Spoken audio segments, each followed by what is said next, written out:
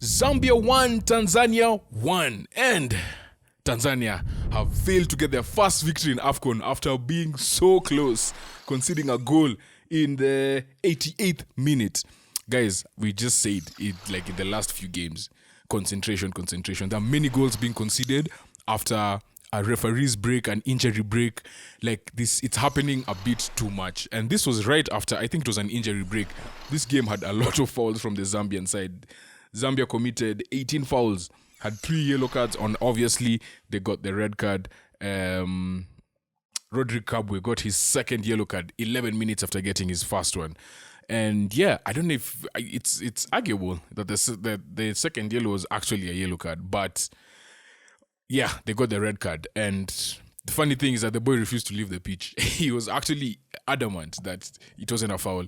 And VR cannot check. Obviously, VR cannot check a second yellow card. They can only check a straight red or if it occurs inside the D. So he didn't have a choice. He had no argument. Avram Grant had to intervene and just tell the guy, yo, come out. He was actually so annoyed.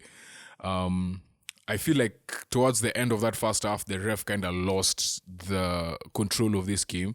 And even then, that's when Lamek Banda was booked for just shouting at the ref and just being in his face. The team manager had to be called in to talk to him and tell him, yo, you need to control your players. Otherwise, I'll start dishing out cards, yeah? That's when Banda was booked. But yeah, Tanzania started off, like, they started off this game well.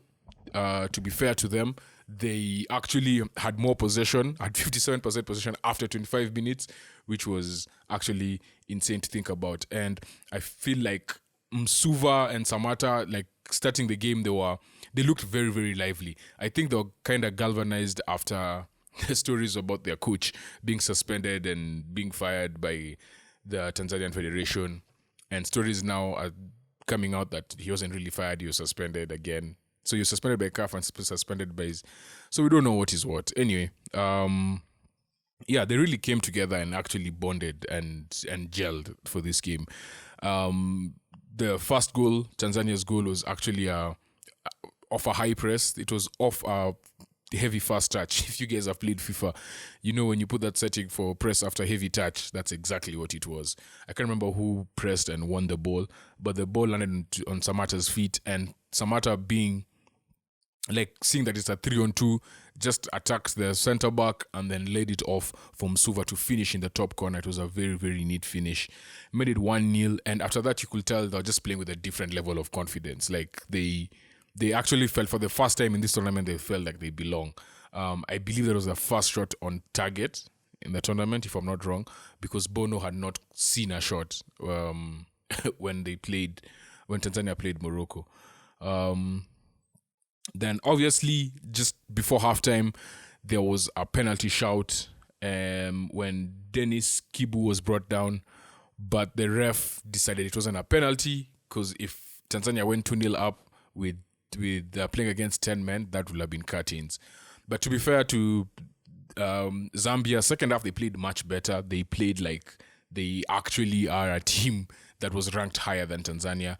They brought in Musonda at halftime. And they went to a back three, and they decided they're just going to play tight but also try and attack whenever they get an opportunity. That was Lubamu Masoda came in, and also Kings Kangwa who scored the winning goal in the last game, or rather the equalizing goal against DRC, or the first goal against DRC. Also left, the coach made 3 changes by 76 minutes. Had made a change at halftime and then 2 right after that. And I feel like it just gave them more energy, because, I mean, playing with 10 men in that heat is actually it's something else.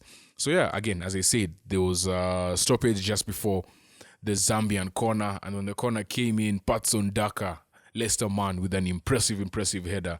The corner from Chama was also a substitute who came on, again, changing the game.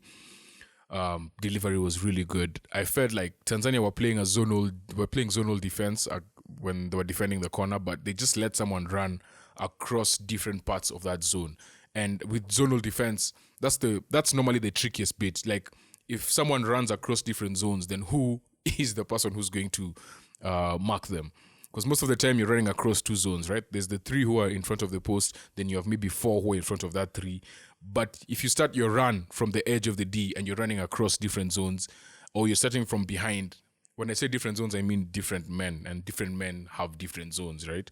So yeah, it kind of confused them, and near post header made it 1-1, and yeah, they just snatched a draw from the jaws of defeat, because Tanzania was supposed to win this game. This was their chance to get their first win in AFCON, and I feel like just that lack of concentration, it's a game of margins. You cannot let your guard down. To be fair to Zambia, they just kept on playing. They did not waver. They stuck to the way they play, and yeah, they managed to get a draw, because this would have been a very, very, very bad loss, and probably would have cost Avram Grant his job. So yeah, they now stay in third position, 2 draws from 2 games. Their last game is against Morocco. They will have to do something amazing in that game for them to get anything. And then Morocco in first place with 4 points, DRC in second place with 2 points, Zambia in third with 2 points, and Tanzania at the foot of the table after grabbing their first point in AFCON 2023.